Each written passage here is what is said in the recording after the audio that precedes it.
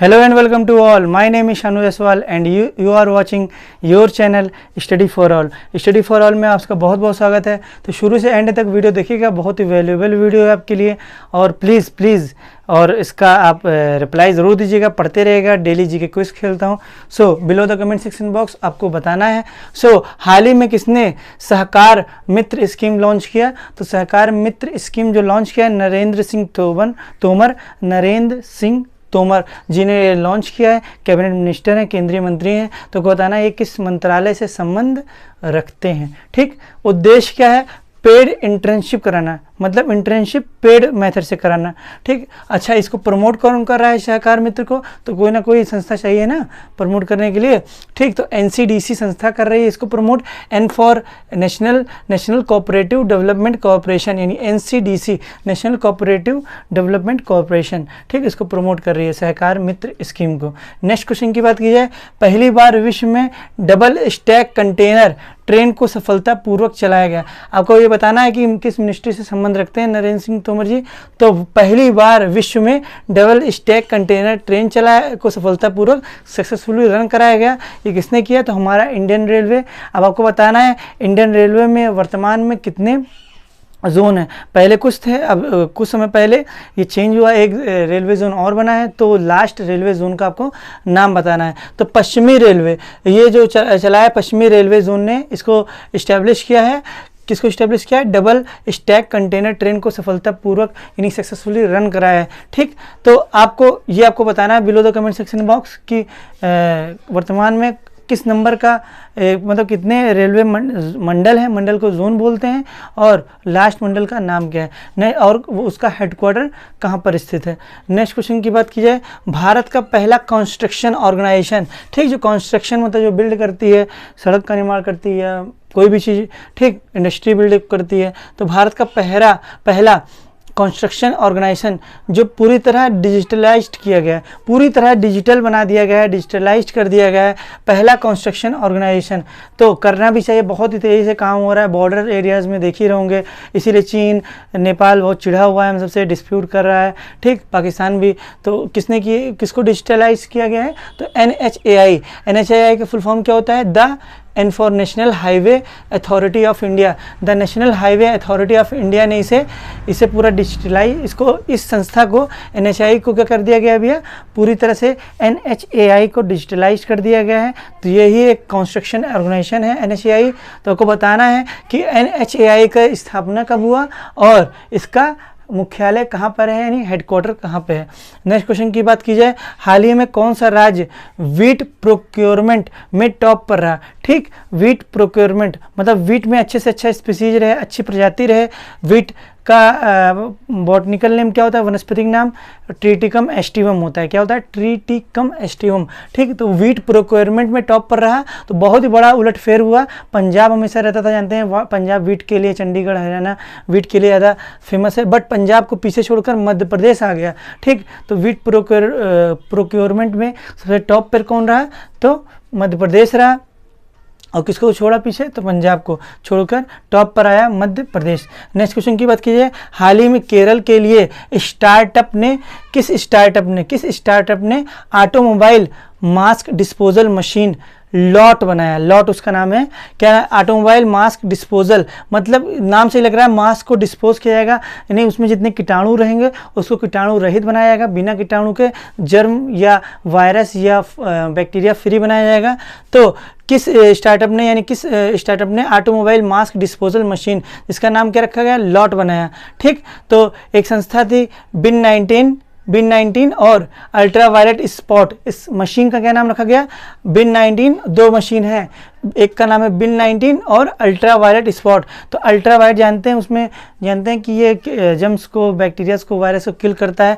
तो एक कंटेनर में जितने भी, जैसे जो इन्फेक्टेड, जैसे कोई कोविड-19 के पास जा रहा है, ठीक, अब उसमें जम्स है, बैक्टीरिया है या कोरोना वायरस है, उस पर लगा हुआ है, ठीक, इन्फेक्ट है वो मास्क, तो वो क्या किया जाएगा? दो कंटेनर रहेंगे, एक कंटेनर में उसे रखा जाएगा। अब उसमें काफ़ी चीज़ें उसमें UV स्पॉट, सारी चीज़ें की गई, अल्ट्रावायलेट, काफ़ी चीज़ ऑटोमोबाइल सेंसर भी लगाया गया, स्पेंसर भी लगाया गया उसमें, जिससे वो क्या होगा, जर्म फ्री होगा, वायरस फ्री होगा, बैक्टीरिया फ्री हो जाएगा। और जब वो कीटाणु रहित हो जाएगा या विषाणु रहित या जीवाणु रहित हो जाएगा तो दूसरा कंटेनर रहेगा, तो उसको उस कंटेनर में उस मास्क को भेज दिया जाएगा, जिसे हम रीयूज़ कर सकते हैं। ठीक, कितना बनाए तो उसको रीयूज़ किया जा सकता है। तो किस ऑटोमोबाइल मास्क डिस्पोजल मशीन ने ने बनाया है? तो VTS मोबाइल सॉल्यूशंस ने इसको बनाया है, डेवलप किया है। तो जिसका नाम क्या है? लॉट और बिन 19। ये क्या है? बिन 19। और ये क्या है? अल्ट्रा वायलेट स्पॉट है, मतलब अल्ट्रा वायलेट किरणों से आप जानते हैं कितनी सी चीज़ें अभी बनाई गई, मशीन बनाए गए हैं। तो उम्मीद करता हूँ समझ में आया होगा। बात की है नेक्स्ट, हाल ही में किसने वीडियो कॉन्फ्रेंस से बाल श्रमिक विद्या योजना को लॉन्च किया? ठीक, अब जानते हैं वर्चुअल सबमिट हो रहे हैं। वर्चुअल मतलब अब फिजिकली कोई नहीं जा पा रहा है, जानते हैं लॉकडाउन में सारी चीज़ें बंद है क्योंकि खतरा ना हो कोरोना वायरस होने का, ठीक, फैलने का। तो हाल ही में किसने वीडियो कॉन्फ्रेंस से बाल श्रमिक विद्या योजना को लॉन्च किया? तो योगी आदित्यनाथ जी ने बाल श्रमिक विद्या योजना लॉन्च किया। नाम ही लग रहा है बाल, यानी बच्चों के लिए बाल श्रमिक विद्या योजना। इसका उद्देश्य क्या रखा गया? बाल श्रमिक को एजुकेट करना है भैया। क्या करना है? बाल जो चाइल्ड लेबर है, जो छोटे बच्चे काम कर रहे हैं, उनको क्या करना है? एजुकेट करना है और हेल्दी प्रोवाइड करना है, हेल्थ प्रोवाइड करना है। हेल्दी लिख दिया मैंने, हेल्थ प्रोवाइड करना है कि वो स्वस्थ भी रहें। तो मतलब कि शिक्षा भी उनको मिले और स्वस्थ भी रहें, यानी एजुकेट करना है उनको और हेल्थ प्रोवाइड कराना है, हेल्थ लाइफ उनको मिले, हेल्दी लाइफ मिले, हेल्दी लाइफ मिले तो उनको प्रोवाइड कराना है। नेक्स्ट क्वेश्चन की बात, अच्छा इसमें पर मंथ बच्चे लड़कों को कितना मिलेगा? तो 1000 पर मंथ मिलेगा लड़कों को और 1200 यानी 1200 रुपीज़ मिलेगा गर्ल्स को। ठीक है, पर मंथ मिलेगा। क्या मिलेगा? पर मंथ 1000 बॉय को और 1200 गर्ल्स को मिलेंगी। नेक्स्ट क्वेश्चन की बात की है कि हाल ही में जारी फीफा रैंकिंग में भारत का स्थान कौन सा रहा? तो हाल ही में जारी फीफा रैंकिंग में भारत का स्थान 108 दिया गया रैंकिंग में। और फर्स्ट नेशन कौन सा रहा? फर्स्ट कंट्री तो बेल्जियम। अब सेकंड कंट्री कौन सी रही आपका? तो फ्रांस। सेकंड कंट्री कौन सी रही भैया? फ्रांस। तो आपको बताना है थर्ड कंट्री कौन सी टॉप की फीफा रैंकिंग में। तो आपको बताना है फीफा का फुल फॉर्म क्या होता है और फीफा की हेडक्वार्टर कहाँ पर है। ठीक, नेक्स्ट क्वेश्चन की बात की जाए, हाल ही में जगन्नाथ चेदेड़ू, ये बहुत ही खतरनाक, जानते हैं नाम कहाँ का होगा? आंध्र प्रदेश, इन्हीं सब का जो साउथ में थोड़ा पड़ते हैं। ठीक, जगन्नाथ चेदेड़ू योजना किस राज्य ने लॉन्च किया? तो आंध्र प्रदेश के मुख्यमंत्री का नाम आपको बताना है। चलिए ठीक है, बता देता हूँ, जगन मोहन रेड्डी हैं। आपको ये बताना YS जगन मोहन रेड्डी हैं। गवर्नर का नाम बताना है आपको। ठीक, तो जगन्नाथ चेदेड़ू योजना किसके लिए बनाई गई है? तो टेलर्स के लिए होगा, धोबी के लिए, वॉशरमैन के लिए, बार्बर मतलब नाई के लिए। ठीक, तो इनको क्या मिलेगी? फिनेंशियल इनको हेल्प किया जाएगा। देखते हैं नाई वाई की दुकान, सारी बार्बर की दुकान बंद है, इन सबको काफ़ी झटका लगा है। टेलर्स हो गए, धोबी हो गया, ठीक, इन सबको काफ़ी झटका लगा है लॉकडाउन में। तो इनको आंध्र प्रदेश सरकार यानी जगन मोहन रेड्डी जी ने इनको फाइनेंशियली हेल्प करेगा। साथ साथ स्कूलों में मतलब कि उनको ड्रेसेस मिले, नोटबुक मिले, बुक्स मिले, सारी चीज़ें उनको प्रोवाइड की जाएगी। और वर्दी लगभग 1,20,00,000 वर्दी ऑर्डर भी कर दी गई है। और 40 लाख छात्र हैं, लेकिन 1,20,00,000 यानी 3 गुना उनको मतलब 1,20,00,000 उनको वर्दी ऑर्डर दे दिया गया है। तो बहुत ही अच्छा योजना है जगन्नाथ चेदेड़ू। नेक्स्ट क्वेश्चन की बात की है, कोविड-19 का ह्यूमन पर प्रभाव आधारित घटनाओं पर आधारित किताब। ठीक, आधारित 2 बार हो गया, इस पर आधारित किताब बनाई गई है। इसका नाम रखा गया है किताब का लॉकडाउन लाइसेंस। अच्छा, ये किसने लिखा है बात की जाएगी? तो शोभा डे जी ने क्या लिखा है? लॉकडाउन पर आधारित पुस्तक लिखी है, उस पुस्तक का नाम है लॉकडाउन लाइसेंस। ठीक, शोभा डे जी ने लिखा है।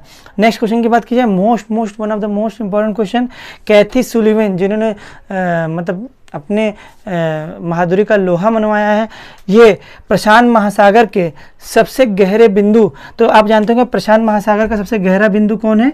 Mariana trench. क्या नाम है भैया? Mariana trench. सबसे ये गर्त माना जाता है, मतलब ट्रेंच ये जो है सबसे गहरा है।